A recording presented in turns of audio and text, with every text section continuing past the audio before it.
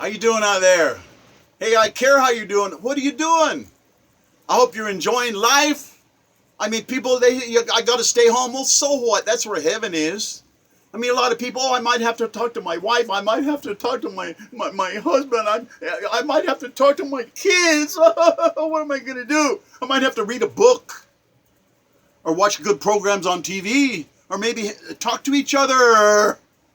Home is where heaven is, and if it isn't, I'm so sorry. I wish it was for you. God bless you. God help you. I wrote this sonnet here because William Shakespeare, he's been my hero since I was 8 years old.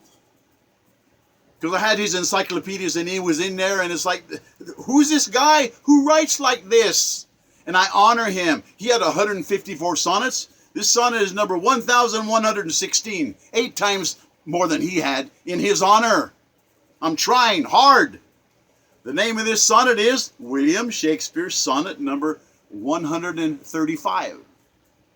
He wrote 154 sonnets, and most of them are about love. How do you write 154 sonnets about love?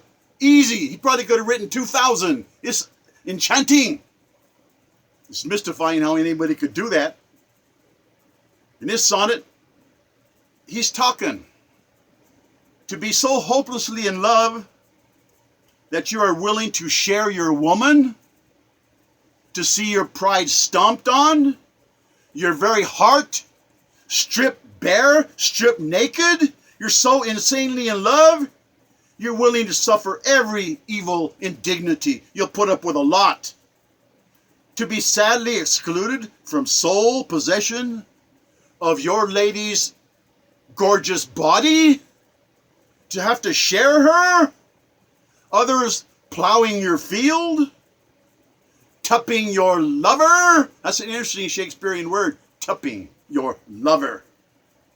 Killing you. Smothering your grief with even greater suffering, deeper, deeper suffering anew. Sadly sharing her, unwillingly grieving, desperate for her body, nakedly, shamelessly begging to be included in her ecstasies. You're satisfying her, and yet she craves far more. Infinite variety. She wants a variety. You're dying for her touch. You're wanting to truly possess her. Completely, all of her. Her ravenous sexual appetite, enormous, rampaging relentlessly. Offer her everything you can. It's never enough. It's still not enough, sadly. Jealousy. The green-eyed monster torments you so viciously. You're being destroyed by this incredible love. A torture so ugly. You can't survive without her. You're obsessed with her. Jezebel is she. You rant and you rave, you plead, you importune, you beseech. It's so very miserable without her. How can anybody love somebody that much? You're lost without her. She is the sun, the moon, the heavenly stars. She's the cost price of your very soul. Your heart is so covered with scars. You're willing to accept other lovers if she will only include you.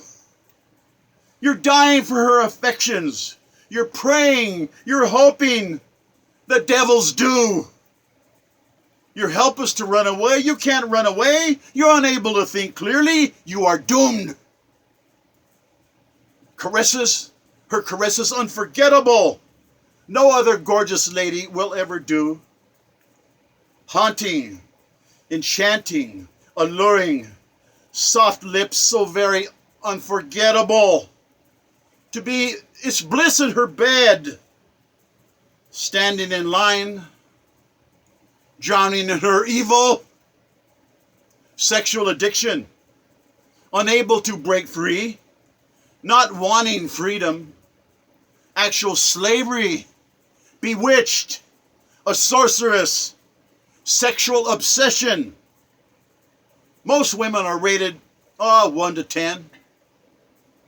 Yet this temptress is queen, boasting sexual expertise of a 20 or a 23, not a 10, a 20 or a 23. I know men think such princesses, such queens, do not really ever exist. That's high praise indeed, because they settle so much lesser kisses. They settle.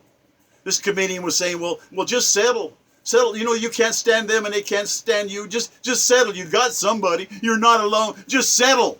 They're settling for you. That's pretty awful and grim.